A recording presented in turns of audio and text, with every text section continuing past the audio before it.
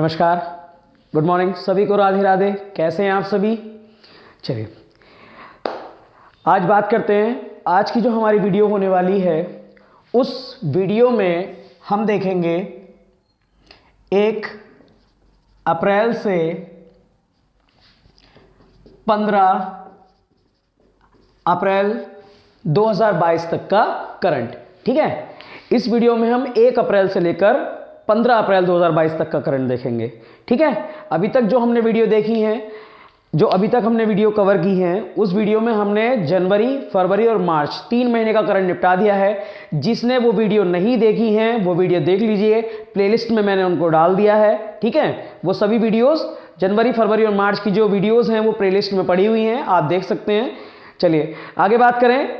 आज की जो हमारी वीडियो रहेगी 1 अप्रैल से 15 अप्रैल तक की रहेगी। देखिए, कल आपने कमेंट करके बताया कि वीडियो कैसी है कैसी नहीं, काफ़ी अच्छा लगा। ऐसे ही कमेंट करके बताया कीजिए यार, बहुत अच्छा लगता है। ठीक है, आप लोग कमेंट करते हो, लाइक करते हो वीडियो को, बहुत अच्छा लगता है। तब लगता है कि हाँ भाई, हमारी भी मेहनत जो है वो थोड़ी बहुत सफल हो रही है। ठीक है, तो चलिए वीडियो स्टार्ट करते हैं टाइम वेस्ट ना करते हुए। बस आपसे इतनी सी गुजारिश है कि लाइक करें, वीडियो को शेयर करें, चैनल को सब्सक्राइब कर दें और प्यारे प्यारे कमेंट्स करके जरूर बताया करें वीडियो कैसी लगी। ठीक है, और कुछ अगर दिक्कत हुआ करे तो बता दीजिए कीजिए। क्लियर? तो चलिए आज का पहला जो पहली न्यूज़ है वो है हिमाचल प्रदेश को लद्दाख से जोड़ने वाली, पहला है हिमाचल प्रदेश को लद्दाख से जोड़ने वाली दुनिया की सबसे ऊंची सुरंग। ध्यान रखना, दुनिया की सबसे ऊंची सुरंग। हिमाचल प्रदेश को लद्दाख से जोड़ने वाली दुनिया की सबसे ऊंची सुरंग का निर्माण किस दर्रे पर किया जा रहा है? ठीक है, हमारा पहला क्वेश्चन है आज का। हिमाचल प्रदेश को लद्दाख से जोड़ने वाली, हिमाचल प्रदेश को लद्दाख से जोड़ने वाली दुनिया की सबसे ऊंची सुरंग का निर्माण किस दर्रे पर किया जा रहा है? तो यह है वही शिंकुला दर्रा। कौन से दर्रे पर? शिंकुला दर्रे पर किया जा रहा है। शिंकुला दर्रा है कहां पर? हिमाचल प्रदेश में। ठीक है, शिंकुला दर्रा हिमाचल प्रदेश में है, जिस पर दुनिया की सबसे ऊंची सुरंग का निर्माण किया जा रहा है। ठीक है, ये जो सुरंग होगी ये कितनी ऊंचाई पर होगी? इसकी ऊंचाई होगी 16,580 फीट। मैं सुरंग की लंबाई की बात नहीं कर रहा हूं, मैं ऊंचाई की बात कर रहा हूं। कितनी ऊंचाई पर होगी ये सुरंग? 16,580 फीट की ऊंचाई पर होगी। ठीक है, इस सुरंग की बात करें तो इस सुरंग का कार्य जुलाई 2022 से शुरू हो गया था, जो 2025 तक समाप्त हो जाएगा। ठीक है, शिंकुला दर्रे पर बनी है यह सुरंग, हिमाचल प्रदेश में है शिंकुला दर्रा। 16,580 फीट ऊंचाई पर बन रही है। जुलाई 2022 में इसका कार्य शुरू हो गया था, 2025 तक इसका कार्य पूर्ण हो जाएगा। अगर इस सुरंग की लंबाई की बात करें तो इस सुरंग की लंबाई होगी 4.25 किलोमीटर। 4.25 किलोमीटर इसकी लंबाई होगी। ठीक है, आगे बात करें। अच्छा, ये तो सुरंग अभी बनी नहीं है, तो इस समय दुनिया की सबसे ऊंची सुरंग कौन सी है?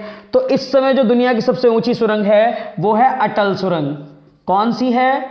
अटल सुरंग। ये कौन से दर्रे पर है भाई?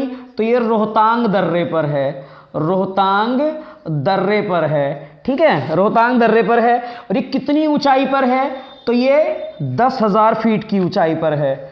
1,000 फीट की, 1,000 फीट की लिख दिया मैंने, 10,000 फीट की ऊंचाई पर है। ठीक है, चलिए 10,000 फीट की ऊंचाई पर है। अगर बात करें ये कितनी लंबी है, तो ये 9.02 किलोमीटर लंबी है। देखिए, ये जो अभी सुरंग है ये अभी बनी नहीं है, तो इस सुरंग से पहले वर्तमान में इस समय सबसे लंबी कौन सी सुरंग है? तो अटल सुरंग सबसे लंबी है इस समय वर्तमान में, जो रोहतांग दर्रे पर है, 10,000 फीट की ऊंचाई पर है और 9.02 किलोमीटर लंबी है। क्लियर है भाई? चलिए, अच्छा, ये जो क्या कहते हैं, ये सुरंग वगैरह जो हैं, इनको बनाने का कार्य कौन करता है?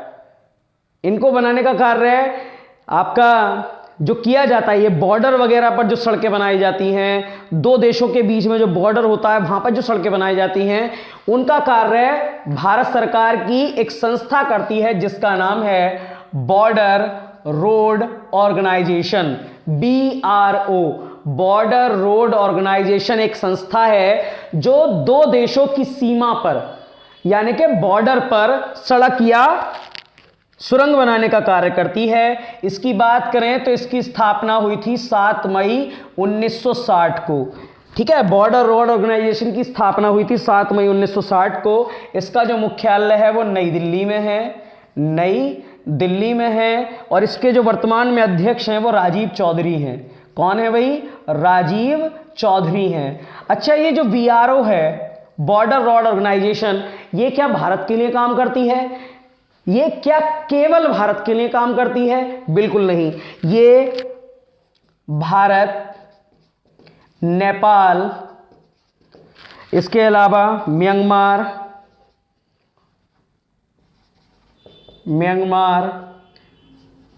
भूटान, अफगानिस्तान और तजाकिस्तान, ठीक है, इन देशों के लिए कार्य करती है आपकी ये संस्था जिसका नाम है बॉर्डर रोड ऑर्गेनाइजेशन।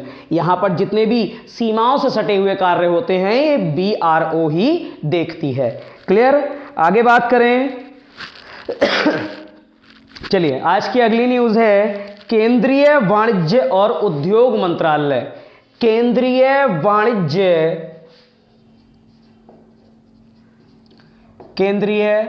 वाणिज्य और उद्योग मंत्रालय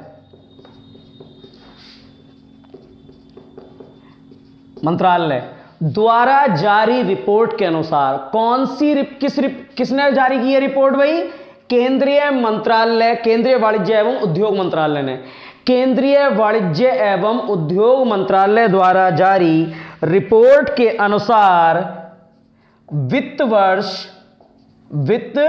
वर्ष 2021-22 में भारत को किस देश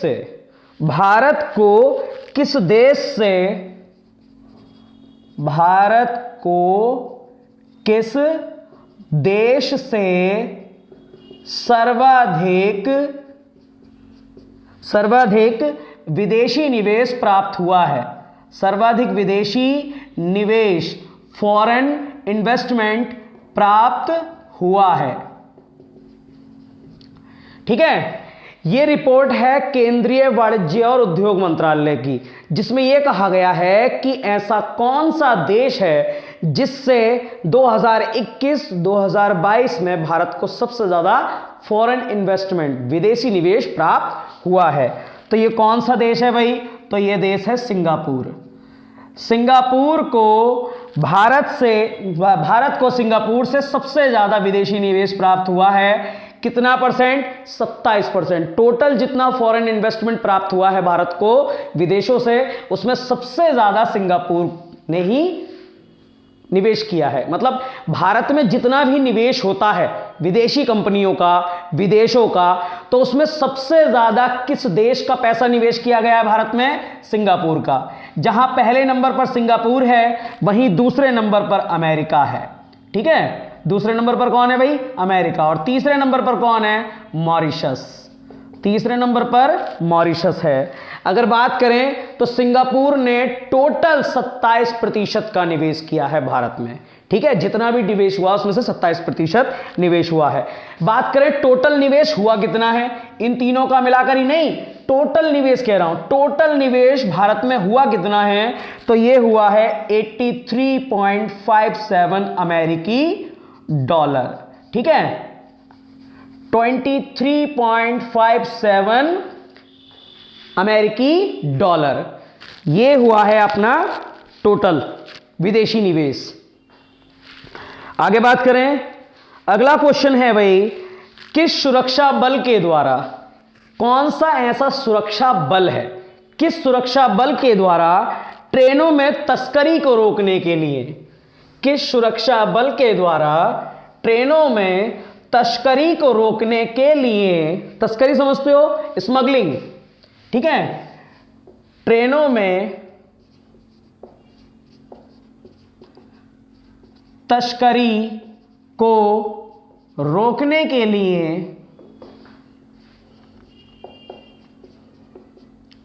लिए ऑपरेशन सतर्क चलाया गया है।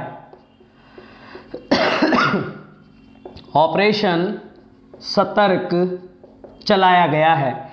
किस सुरक्षा बल के द्वारा ट्रेनों में तस्करी ना हो, इसीलिए ऑपरेशन सतर्क चलाया गया है। किस सुरक्षा बल के द्वारा भाई? तो ट्रेनों की बात चल रही है और सुरक्षा बल की बात चल रही है, तो एक ही सुरक्षा बल दिखाई देता है, आरपीएफ। ठीक है, रेलवे प्रोटेक्शन फोर्स, रेलवे सुरक्षा बल। इसका तो अब नाम चेंज होकर रेलवे सुरक्षा बल सेवा हो गया है, लेकिन अभी पहचान के लिए आरपीएफ लिख लें। ठीक है, ऑपरेशन सतर्क नामक अभियान क्यों चलाया गया है? ताकि ट्रेनों में तस्करी ना हो।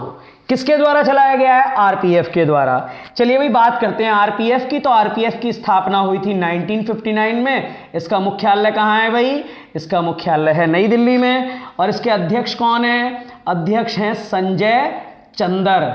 कौन है आरपीएफ के अध्यक्ष? संजय चंदर। ठीक है, नई दिल्ली में इसका मुख्यालय है। 1959 में इसकी स्थापना हुई थी। अच्छा, ये आरपीएफ जो है, रेलवे सुरक्षा बल, ये कौन से मंत्रालय के अंतर्गत आती है? तो ये रेल मंत्रालय रेल मंत्रालय कह रहा हूं, ये आपका रेल मंत्रालय के अंतर्गत आती है। हाँ सॉरी, रेल मंत्रालय के अंतर्गत आती है आरपीएफ। और इस समय रेल मंत्री कौन है? तो रेल मंत्री हैं अश्वनी वैष्णव। ठीक है, रेल मंत्री कौन है भाई? अश्वनी वैष्णव। क्लियर? आगे बात करें। चलिए अगला क्वेश्चन है, अगला क्वेश्चन है 2022 में किस केंद्र शासित प्रदेश के उपराज्यपाल ने अपना इस्तीफा दे दिया? 2022 में किस केंद्र शासित प्रदेश के उपराज्यपाल ने अपना इस्तीफा दे दिया? एक सेकंड,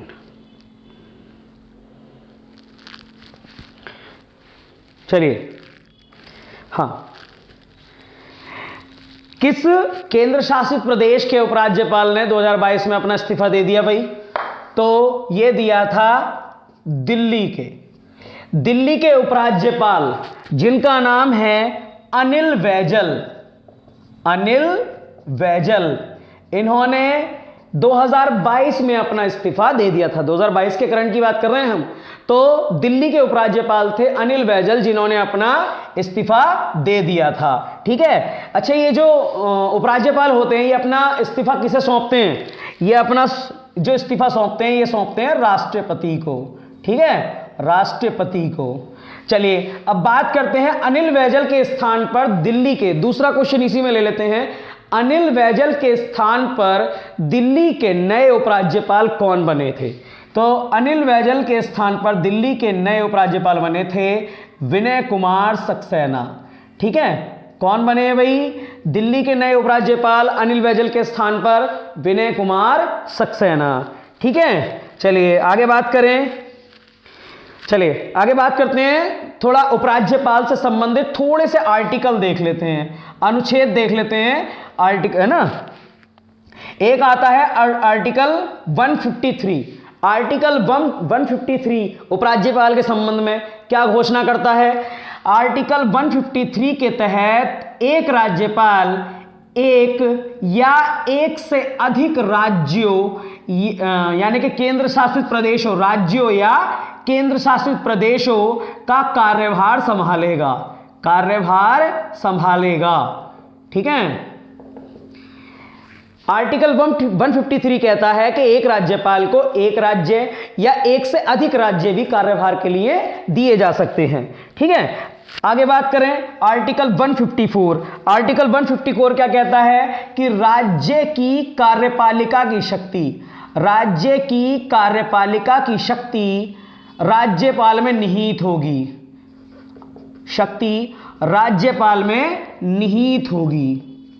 राज्यपाल में निहित होगी। चलिए अगला अगला आर्टिकल है 155। आर्टिकल 155 क्या कहता है भाई? आर्टिकल 155 कहता है कि राज्यपाल की नियुक्ति राष्ट्रपति करेगा। ठीक है, आर्टिकल 155 क्या कहता है? राज्यपाल की नियुक्ति राष्ट्रपति द्वारा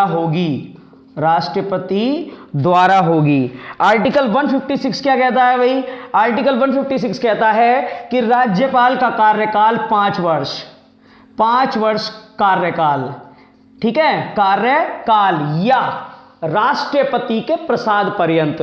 देखिए वैसे तो राष्ट्रपति के प्रसाद पर्यंत ही होता है, लेकिन फिर भी एक 5 साल का कार्यकाल निश्चित कर दिया गया है। तो 5 वर्ष का कार्यकाल या राष्ट्रपति के प्रसाद पर्यंत जब तक राष्ट्रपति चाहेगा, जब तक उपराज्यपाल या राज्यपाल अपने पद पर बना रह सकता है, लेकिन फिर भी एक 5 वर्ष का कार्यकाल निश्चित कर दिया गया है ऐसे ही। ठीक है, चलिए 157 में क्या है भाई? तो 157 में राज्यपाल की योग्यताएं हैं। 157 में राज्यपाल की योग्यताएं हैं। आगे बात करें 164 में क्या है? तो 164 में राज्यपाल द्वारा सीएम की नियुक्ति है।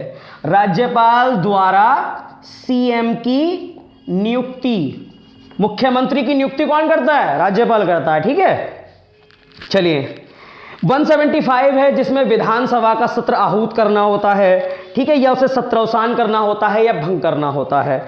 आज बात करें 213 में, तो 213 में राज्यपाल को अध्यादेश जारी करने की शक्ति प्राप्त है। आर्टिकल 213 अध्यादेश जारी करने की शक्ति प्राप्त है। 213 में अध्यादेश। ठीक है, चलिए ये क्वेश्चन इतना काफी है। हाँ, एक चीज और, आर्टिकल 161 क्षमादान की शक्ति। आर्टिकल 161 क्षमादान की शक्ति। ठीक है, ये भी ध्यान रखना। 213 अध्यादेश, आर्टिकल 161 क्षमादान। ठीक है, और एक था आर्टिकल 175 जिसमें विधानसभा को सत्रावसान भी करता है, भंग भी कर सकता है और आहूत भी कर सकता है। ठीक है, कौन सा है? आर्टिकल 175 विधानसभा के संबंध में। क्लियर? चलिए आगे बात करते हैं अगले क्वेश्चन की तरफ। तो चीन को पीछे छोड़कर भारत का सबसे बड़ा व्यापारिक देश कौन बन गया है 2022 में? पहले भारत का जो सबसे बड़ा व्यापारिक पार्टनर था, बिजनेस पार्टनर था, वो चीन था। 2022 से पहले भारत का जो सबसे बड़ा व्यापारिक पार्टनर था वो चीन था। अब 2022 में चीन को पीछे छोड़कर भारत का सबसे बड़ा व्यापारिक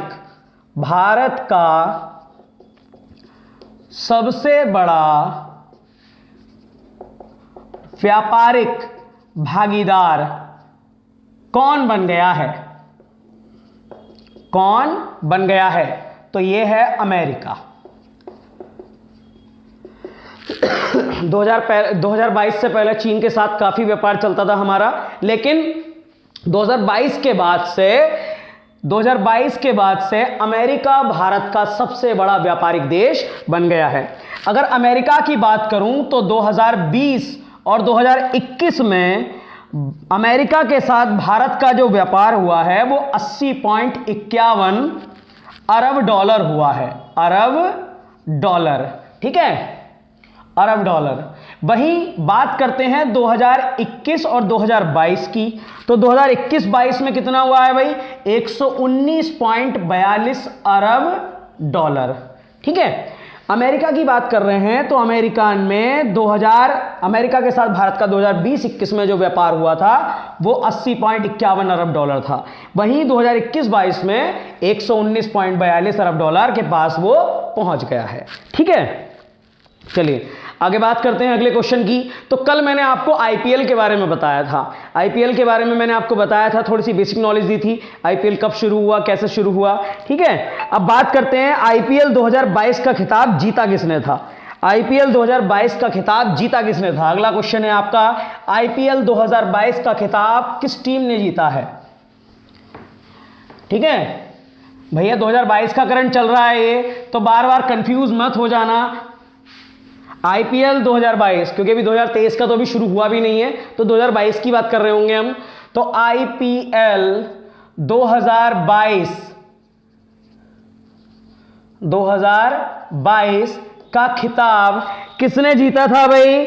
तो ये टीम थी गुजरात टाइटंस। गुजरात टाइटंस, ठीक है। आईपीएल 2022 का खिताब जो जीता है वो गुजरात टाइटंस ने जीता है। देखिए 2022 में दो टीमें नहीं आई थी, एक तो गुजरात टाइटंस और एक लखनऊ सुपर जॉयंट्स, ठीक है। तो गुजरात टाइटंस ने पहली ही बार मौका मार लिया। इसी बार एक इस टीम की नई एंट्री हुई थी और इसी बार ये खिताब जीत गई। गुजरात टाइटंस के मालिक कौन है भाई? तो ये मालिक हैं सीवीसी कैपिटल कंपनी। इसके मालिक कौन है? सीवीसी कैपिटल कंपनी, ठीक है। गुजरात टाइटंस ने किसे हराकर ये रिकॉर्ड कायम किया है? तो राजस्थान रॉयल्स। राजस्थान रॉयल्स को हराया है। कितने विकेट से? 7 विकेट से हराया था राजस्थान रॉयल्स को। आईपीएल 2022 का खिताब जीता है गुजरात टाइटंस ने। गुजरात टाइटंस की मालिकाना कंपनी है सीवीसी कैपिटल। गुजरात टाइटंस ने यह खिताब राजस्थान रॉयल्स को हराया है। राजस्थान रॉयल्स को हराकर जीता है। कितने विकेट से हराया भैया? 7 विकेट से हराया है, ठीक है। कौन से स्टेडियम में हराया था? तो नरेंद्र मोदी स्टेडियम में हराया था।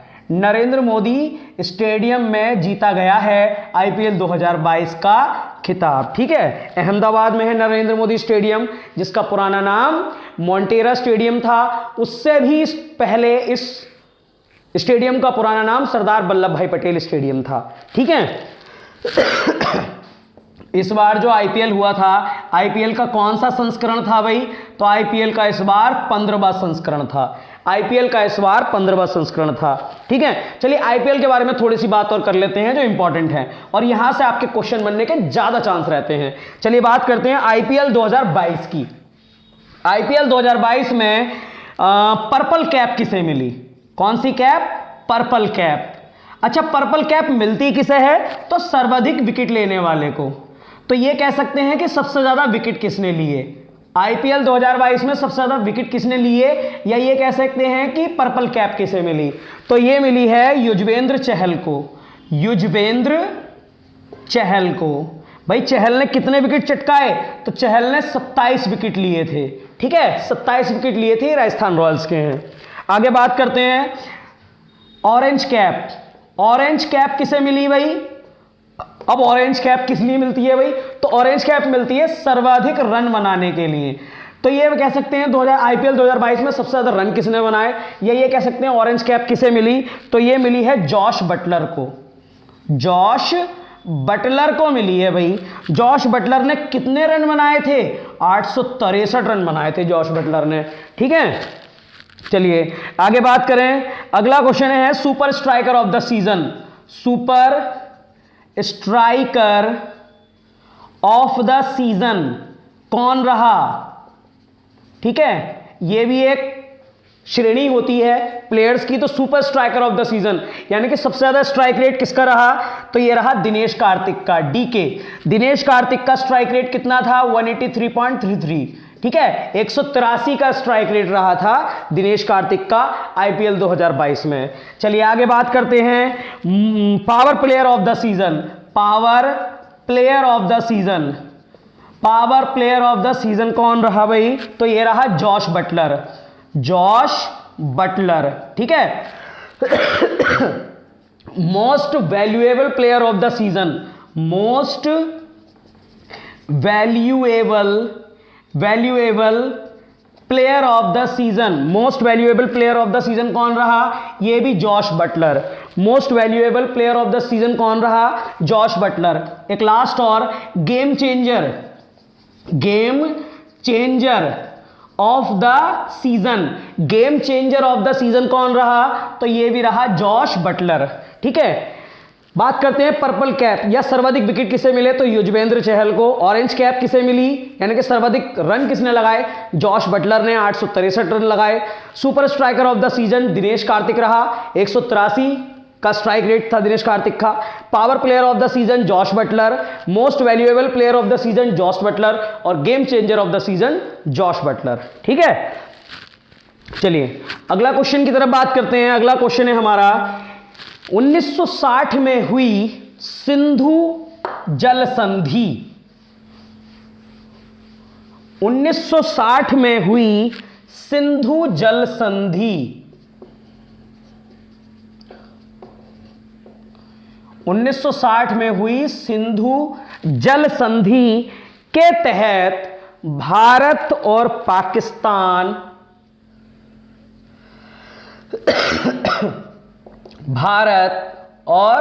पाकिस्तान सिंधु जल आयोग बैठक, सिंधु जल आयोग बैठक 2022 कहां आयोजित हुई?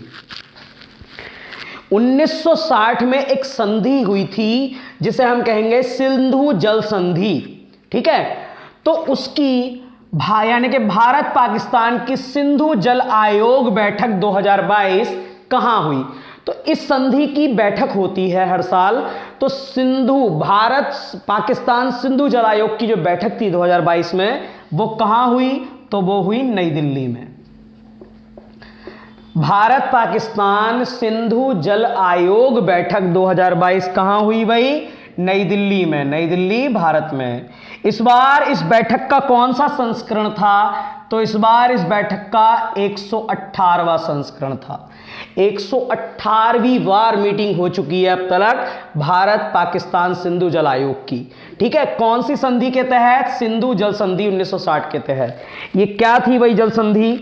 तो दो लोग थे जिनका नाम था पंडित जवाहरलाल नेहरू, पंडित नेहरू, और पाकिस्तान के थे अयूब खान, अयूब खान। इन दोनों के द्वारा की गई थी ये संधि। पंडित नेहरू और अयूब खान के द्वारा ये संधि की गई थी। क्या थी भैया संधि? तो संधि ये थी कि रावी, व्यास और सतलज, रावी, व्यास और सतलज, इन तीन नदियों का 80% पानी तो भारत यूज करेगा और 20% पानी पाकिस्तान यूज करेगा। वहीं सिंधु, चिनाब और झेलम,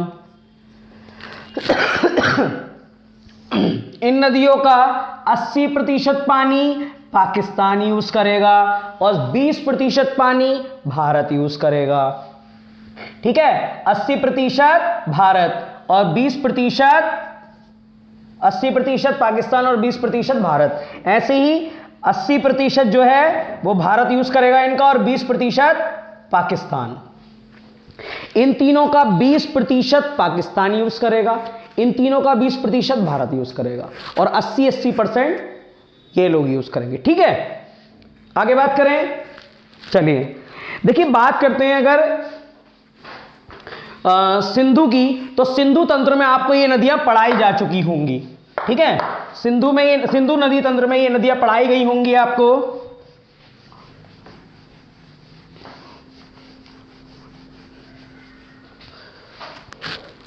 अगर बात करें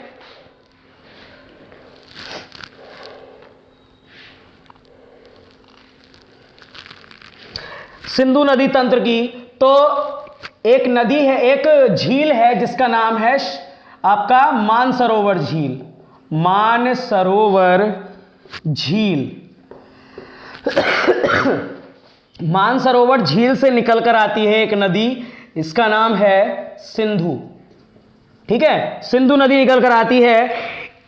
आगे बात करते हैं, वहीं कश्मीर में, सॉरी हिमाचल प्रदेश से एक नदी निकलकर आती है और आपकी सिंधु में आकर मिल जाती है। इस नदी का नाम तो हो गया आपका सिंधु, ठीक है।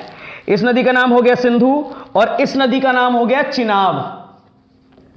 चिनाब। वहीं एक नदी जम्मू से निकलकर आती है और आपके चिनाब में मिल जाती है, तो इसका नाम हो जाएगा आपका झेलम, ठीक है, झेलम नदी। आगे बात करें तो एक नदी आपके यहां से निकलती है और इस तरीके से नीचे से होती हुई यहां आ जाती है, इतना नहीं, इस तरीके से होते हुए यहां आ जाती है। इस नदी का नाम है सतलज, ठीक है, इस नदी का नाम है सतलज। और यहीं पर हिमाचल प्रदेश से दो नदियां और निकलती हैं, एक का नाम हो जाएगा आपका रावी और एक का नाम हो जाएगा व्यास। ठीक है, यह है सिंधु नदी तंत्र। सिंधु नदी तंत्र की बात करें तो मानसरोवर झील में से सिंधु नदी निकल कर आई। ठीक है, इस सिंधु नदी में बाद में मिल जाती है चेनाब नदी, इसकी सहायक है। चिनाब नदी इसकी सहायक नदी है। चिनाब नदी में आकर मिल जाती है झेलम नदी जो जम्मू से निकलती है। वहीं ये दोनों जो नदियां हैं, ये आपकी तीनों नदियां चिनाब, रावी और व्यास, ये निकलती हैं हिमाचल प्रदेश से। रावी तो मिल जाती है चिनाब में जाकर और व्यास मिल जाती है सतलज में जाकर। और ये जो सतलज नदी है ये भी मानसरोवर झील से ही निकलती है। ठीक है, जो आकर यहां मिल जाती है आपके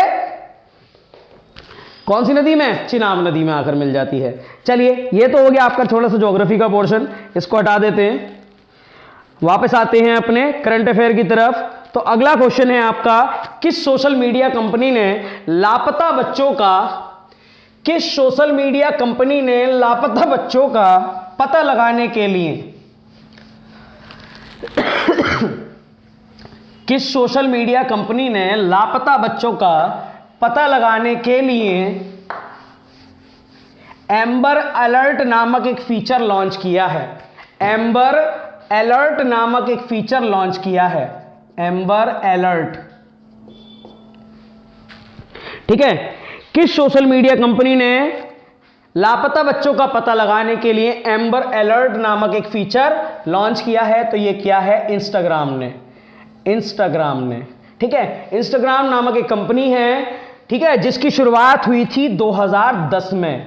इसने लापता बच्चों का पता लगाने के लिए एम्बर अलर्ट नामक एक फीचर लॉन्च किया है। इसमें आप अगर किसी बच्चे का लापता या कुछ हैशटैग करके अगर आप लगाते हो तो आपके सर्कल में जितने भी लोग हैं वो लोग, उन लोगों के पास ये ऑलरेडी पहुंच जाएगा। और साथ ही साथ जो लोग आपके दोस्त नहीं भी हैं और उस एरिया में अगर फ़ोन चला रहे हैं तो उन लोगों के पास भी ये फ़ोटो अपने आप वायरल हो जाएगी। ये फीचर जो है ये लापता बच्चों के फ़ोटो को वायरल कर देता है। ठीक है, चलिए आगे बात करें। अगला है, बिना ऑक्सीजन की सहायता के माउंट एवरेस्ट पर चढ़ने वाली पहली भारतीय महिला कौन बनी है? ठीक है, बिना ऑक्सीजन की सहायता के माउंट एवरेस्ट पर चढ़ने वाली पहली भारतीय महिला बनी है पियाली वसाक। इन्होंने बिना ऑक्सीजन की सहायता के माउंट एवरेस्ट पर चढ़ाई कर डाली। ठीक है, पियाली वसाक है कहां की? ये है वेस्ट बंगाल की, पश्चिम बंगाल की है पियाली वसाक, जिन्होंने बिना ऑक्सीजन की सहायता के माउंट एवरेस्ट पर चढ़ाई कर दी है। ठीक है, कल मैंने माउंट एवरेस्ट के बारे में आपको पढ़ाई दिया था। 8,848.46 मीटर है। नेपाल में इसे सागरमाथा कहते हैं। हिमालय की पहाड़ियों में स्थित है, नेपाल में स्थित है। ठीक है, सर जॉर्ज एवरेस्ट के नाम पर इसका नाम रखा गया है। एडमंड हिलेरी और तेंजिंग नार्गे पहले व्यक्ति थे जो एवरेस्ट पर चढ़े थे। ठीक है, आगे बात करें, किस राज्य सरकार द्वारा गर्भवती महिलाओं की देखभाल के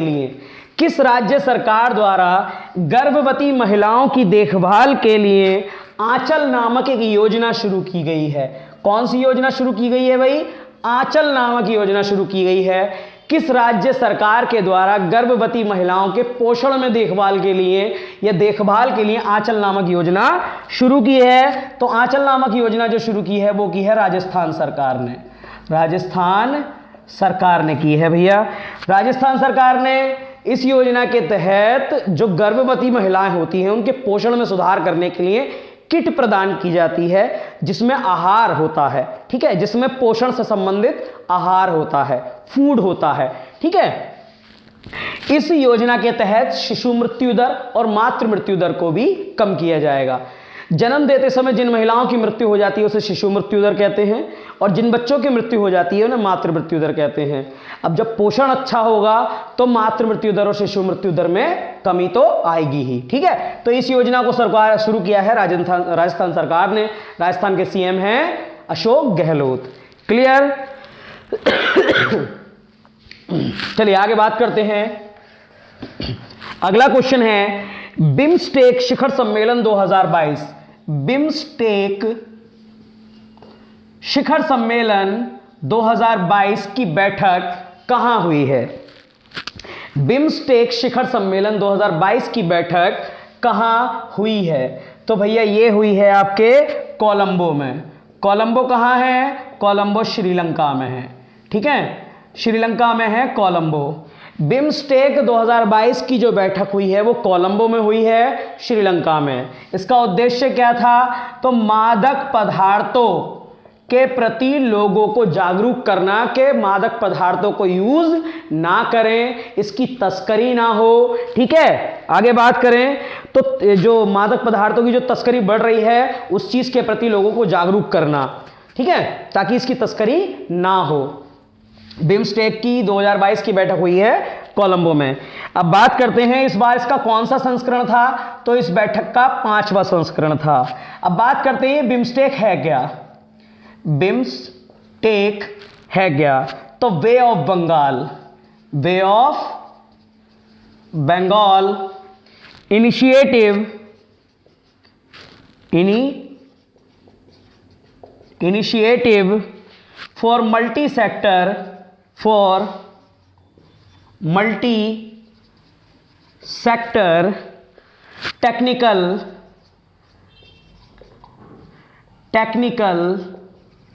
and economic cooperation,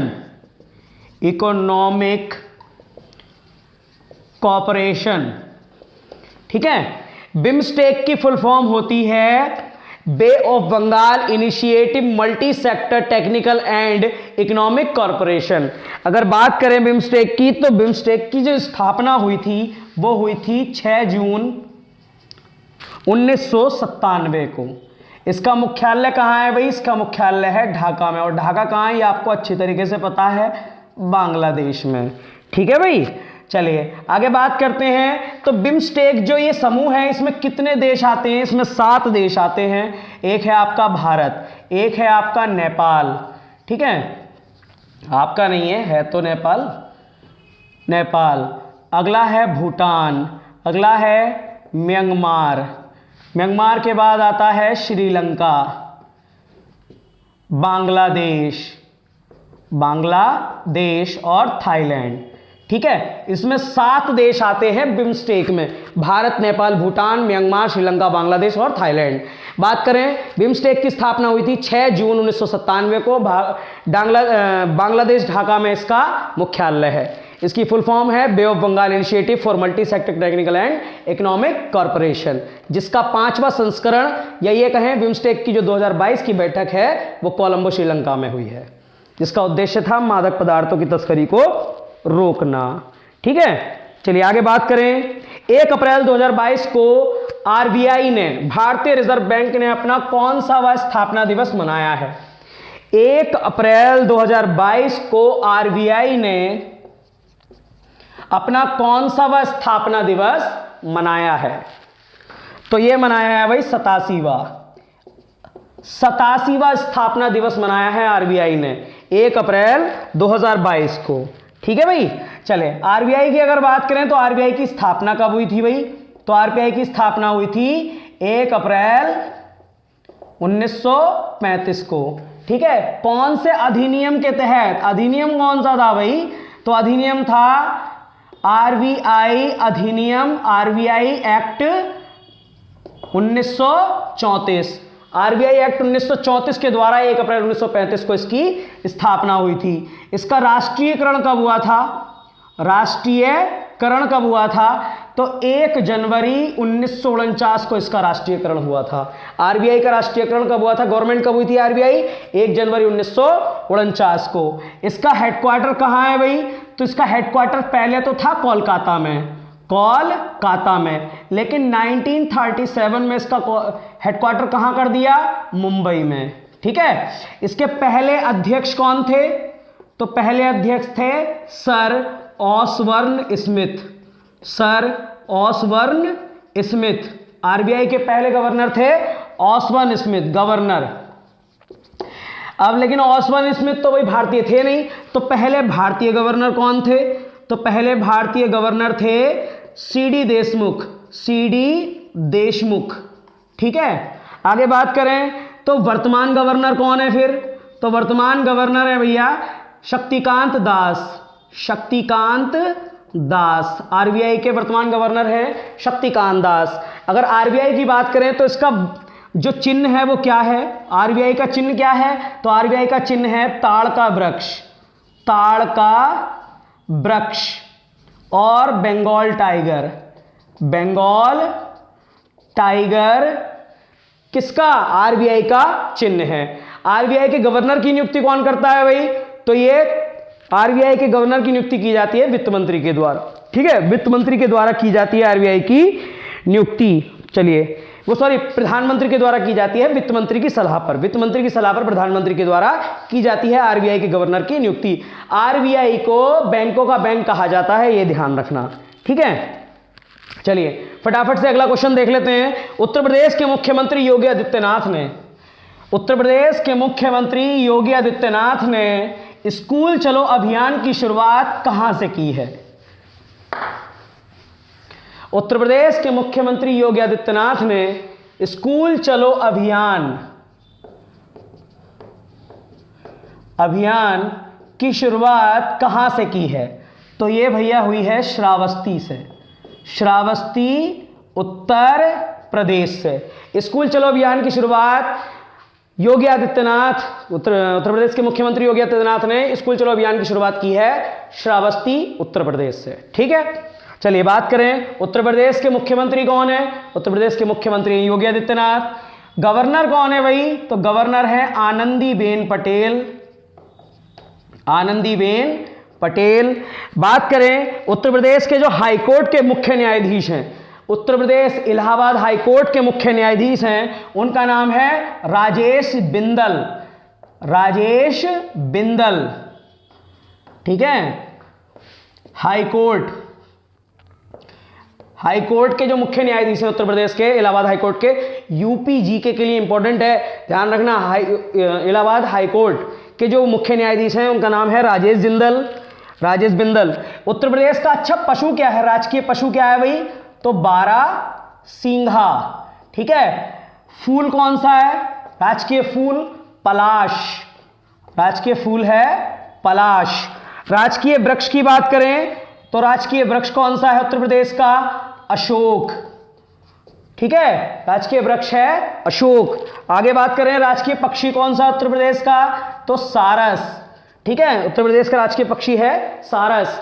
अगर बात करते हैं उत्तर प्रदेश में लोकसभा सीटों की संख्या कितनी है? तो 80 लोकसभा सीटों की संख्या है 80। राज्यसभा सीटों की संख्या 31 और विधानसभा सीटों की संख्या है 404। उत्तर प्रदेश के मुख्यमंत्री योगी आदित्यनाथ, गवर्नर है आनंदीबेन पटेल, हाईकोर्ट के जो मुख्य न्यायाधीश हैं वो है राजेश बिंदल। उत्तर प्रदेश का पशु है राजकीय पशु बारहसिंगा, राजकीय जो फूल है वो है पलाश, राजकीय वृक्ष है अशोक, राजकीय पक्षी है सारस। ठीक है, उत्तर प्रदेश में लोकसभा सीटों की संख्या LS, लोकसभा सीटों की संख्या 80, RS का मतलब राज्यसभा सीटों की संख्या 31 और VS का मतलब विधानसभा सीटों की संख्या 404। उत्तर प्रदेश के जो लोक नृत्य हैं वो हैं कर्मा, शैला, डांडिया, रामलीला, रासलीला। ठीक है, पाईडंडा, ये सारे क्या हैं? उत्तर प्रदेश के लोक नृत्य हैं। चलिए, उत्तर प्रदेश की एक सीमा लगती है नेपाल के साथ, एक देश नेपाल के साथ सीमा साझा करता है, बाकी एक केंद्र शासित प्रदेश दिल्ली के साथ सीमा साझा करता है। बाकी आपके कौन कौन से राज्यों के साथ? हिमाचल प्रदेश, उत्तराखंड, हरियाणा, राजस्थान। ठीक है, और आपका मध्य प्रदेश, छत्तीसगढ़, झारखंड और बिहार। क्लियर? चलिए, एक लास्ट क्वेश्चन है आज का। किस राज्य सरकार ने युवाओं को रोजगार प्रदान करने के लिए, किस राज्य सरकार ने युवाओं को रोजगार प्रदान करने के लिए उद्यम क्रांति योजना की शुरुआत की है? किस राज्य सरकार ने युवाओं को रोजगार प्रदान करने के लिए उद्यम क्रांति योजना की शुरुआत की है? उद्यम क्रांति योजना की शुरुआत क्यों की गई है? युवाओं को रोजगार प्रदान करने के लिए। तो किस राज्य सरकार ने युवाओं को रोजगार प्रदान करने के लिए उद्यम क्रांति योजना की शुरुआत की है भाई? तो यह की है मध्य प्रदेश सरकार ने। मध्य प्रदेश सरकार ने युवाओं को रोजगार प्रदान करने के लिए उद्यम क्रांति योजना की शुरुआत की है। ठीक है, बात करते हैं अब इस उद्यम क्रांति योजना के तहत 1 लाख रुपए से लेकर 50 लाख रुपए तक का ऋण प्रदान किया जाएगा ताकि कोई भी युवा रोजगार कर सके या स्वरोजगार कर सके। ठीक है, देखिए मध्य प्रदेश के बारे में थोड़ी सी बात करते हैं। अभी हाल ही में जो घटनाएं घटी हैं, यानी कि 2022 की बात कर रहे हैं, 2022 में कुछ घटनाएं घटी थी मध्य प्रदेश में। तो भारत का पहला ड्रोन स्कूल कहां खोला गया है भाई? मध्य प्रदेश में। भारत का पहला ड्रोन स्कूल कहां खोला गया है? ग्वालियर मध्य प्रदेश में। ग्वालियर मध्य प्रदेश में। बात करें भारत का पहला बायोमास आधारित हाइड्रोजन प्लांट